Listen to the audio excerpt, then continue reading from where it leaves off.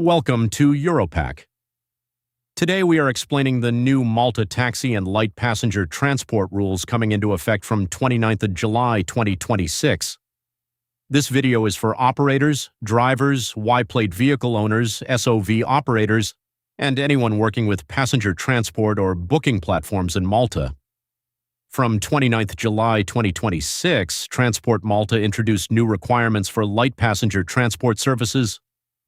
These changes affect operator license categories, parking clocks, garaging, special occasion vehicles, booking platforms, driver permit tags, work and rest periods, and enforcement penalties. These rules do not affect only one group. They affect operators, vehicles, drivers, and intermediary booking platforms. So if you own vehicles, drive for a platform, manage drivers, or operate pre-booked passenger services, you need to understand these changes. The first major change is the new operator license structure. Light passenger transport services are divided into three categories: LPTV1, LPTV2, and SOV. LPTV1 is for operators with 1 to 4 authorized vehicles. LPTV2 is for operators with 5 or more authorized vehicles. SOV is for special occasion vehicles. LPTV1 is mainly for smaller operators with 1 to 4 authorized vehicles. Vehicles under LPTV1 may provide services through authorized intermediary booking platforms, and they may also provide independently arranged pre-booked passenger transport services. The LPTV1 license is valid for 2 years. LPTV2 is for larger operators with 5 or more authorized vehicles. These operators may also use booking platforms and independent pre-booked services, but additional requirements apply, including requirements related to garaging facilities, tax compliance, and financial standing. The LPTV2 license is valid for 1 year and must be renewed annually. SOV means special occasion vehicles. These services must be pre-booked and cannot operate through intermediary booking platforms. SOV services may include weddings, events, hotels, airport transfers, sightseeing, and other eligible pre-booked passenger transport services. SOV licenses are valid for 1 year. Now let's talk about parking rules for Y-plate vehicles. When a Y-plate vehicle is not in use and is parked on the road, the official Transport Malta parking clock must be clearly displayed and correctly set. A Y-plate vehicle may remain parked on the road for a maximum of 2 hours between 5:01 in the morning and 16:59, and 1 hour between 1700 and 5 in the morning. SOV vehicles also need to display the official Transport Malta parking clock when they are parked on the road and not in use. An SOV vehicle may remain parked on the road for a maximum of 3 hours. This 3-hour limit applies throughout the day and night. Parking enforcement is very important. Failure to display or correctly use the official Transport Malta parking clock may result in an administrative penalty. The new rules also include a staggered system for garaging and parking infringements. 1 to 4 breaches may lead to a €100 fine, while 11 or more breaches may lead to €500. The parking clock does not replace garaging duties.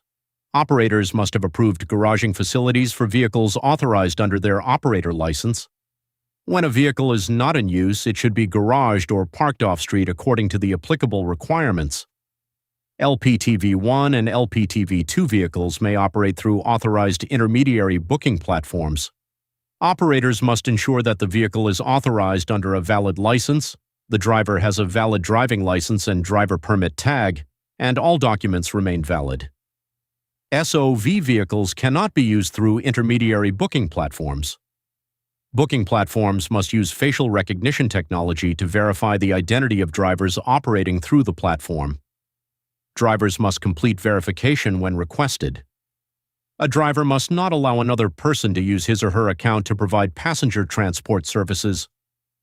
From 29th of July 2026, new requirements apply to applicants for a light passenger transport vehicle driver permit tag. Applicants must hold a valid European Union Category B driving license for at least 2 years and must have no more than 6 penalty points at the time of application. Operators must also respect driving and rest periods. A driver must not work for more than 12 hours in any 24-hour period. Drivers must also have at least 1 day of rest every week. Operators should organize schedules and keep the required records. Another important rule is the relationship between vehicles and drivers. The number of authorized vehicles under an operator license cannot exceed the number of drivers legally employed or commissioned and registered with Transport Malta. Form LPTS010 is used for driver registration. Operators remain responsible for the full operation. They must keep operator licenses valid, vehicles authorized, drivers legally employed or commissioned, driver permit tags valid, garaging facilities available, and operational records accurate and up to date. So what should operators do now? First, identify whether the operation is LPTV1, LPTV2, or SOV. Then check authorized vehicles, registered drivers, garaging capacity, parking clock rules, work and rest schedules, and platform verification requirements. Existing operators must also inform Transport Malta about changes affecting their operator license. This can include adding or removing vehicles, adding or removing garaging facilities, changing the operating center, changing license category, registering driver changes, renewing the license, or transferring the license. Final advice: do not rely on rumors. These rules can affect income, compliance, and enforcement risk. Keep documents, tags, parking clocks, schedules, records, and operator details updated. Always check Transport Malta official information. If this video helped you, subscribe to Europak and share it with drivers and operators in Malta.